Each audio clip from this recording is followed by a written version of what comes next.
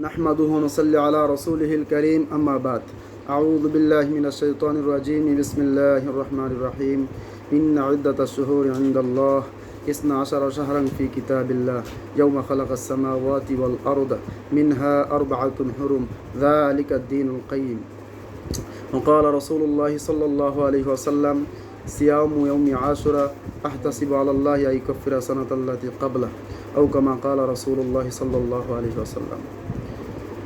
সম্মানিত মুসলিম ভাই ও বোনেরা, বর্তমানে 1446 হিজরি বর্ষের প্রথম মাস মুহররম মাস চলিতেছে। এই মুহররম মাসটুকু অত্যন্ত গুরুত্বপূর্ণ একটি মাস,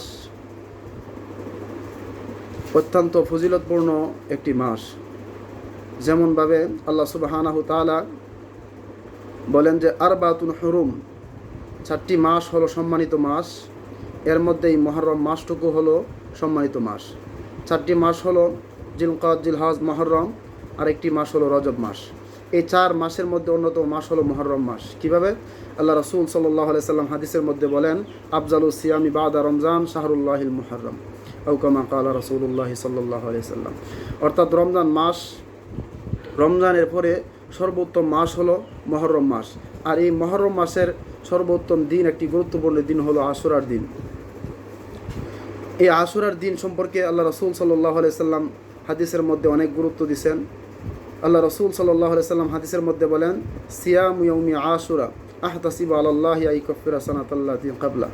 যে ব্যক্তি এই আশুরার দিনে এই রোজা রাখবে, সিয়ামু ইয়াউমি আশুরা আহতাসিবু আলাল্লাহি আন ইউকাফিরা সানাতা, আল্লাহ রাসূল সাল্লাল্লাহু আলাইহি সাল্লাম বলেন যে আশুরার দিনে যে ব্যক্তি রোজা রাখবে আল্লাহর কাছে আশাবাদী আন ইউকাফিরা সানাতাল্লাতি ক্বাবলা। আল্লাহ সুবহানাহু তাআলা এই আশুরার রোজার কারণে, এই একদিনের রোজার বরকতে, এর ফজিলত এত গুরুত্বপূর্ণ, এত অধিক ফজিলত যে এই রোজার কারণে আল্লাহ সুবহানাহু তাআলা তার বিগত বৎসরের পিছনের সগীরা গুনাহ মাফ করে দিবেন।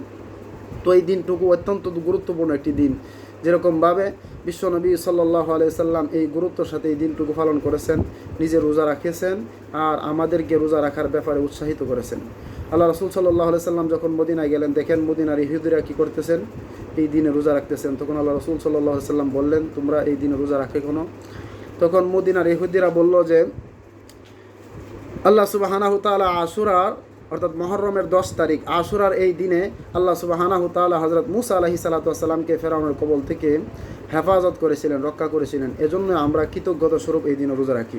তখন আল্লাহ রাসূল সাল্লাল্লাহু আলাইহি সাল্লাম বললেন ফানাহনু আহাক্কু আওলা বিমূসা মিনকুম, মূসার হকের ব্যাপারে আমরা তোমাদের চেয়ে অধিক হকদার, মূসার হক রক্ষার ব্যাপারে।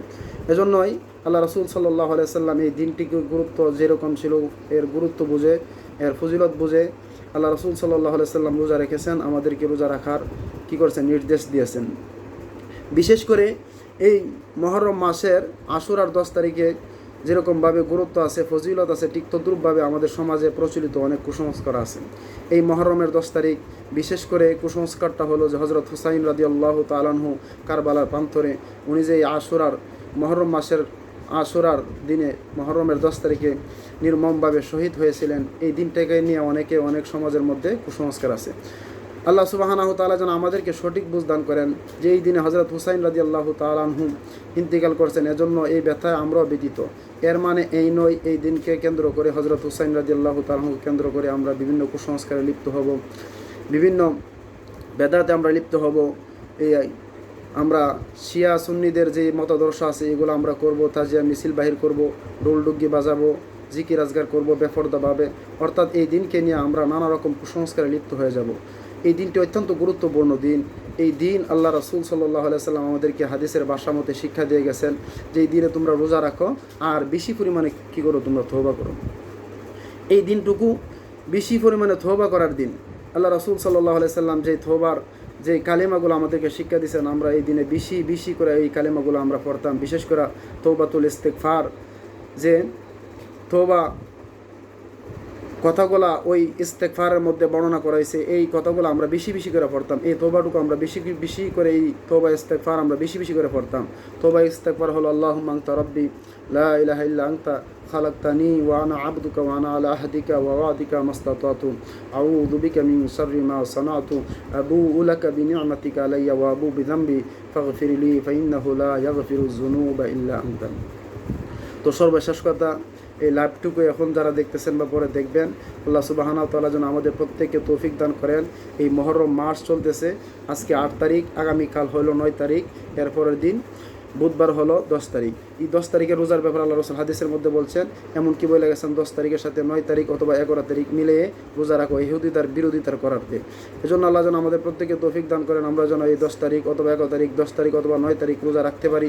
আর এই আশুরার দিনের গুরুত্ব এবং ফজিলতা যাতে আমরা অর্জন করতে পারি, বিভিন্ন কুসংস্কার থেকে যেন আমরা বেঁচে থাকতে পারি, আল্লাহ তাআলা যেন আমাদেরকে এই তৌফিকটুকু দান করেন। আমিন। ওয়া আখিরু দাওয়ানা আনিল হামদুলিল্লাহি রাব্বিল আলামিন।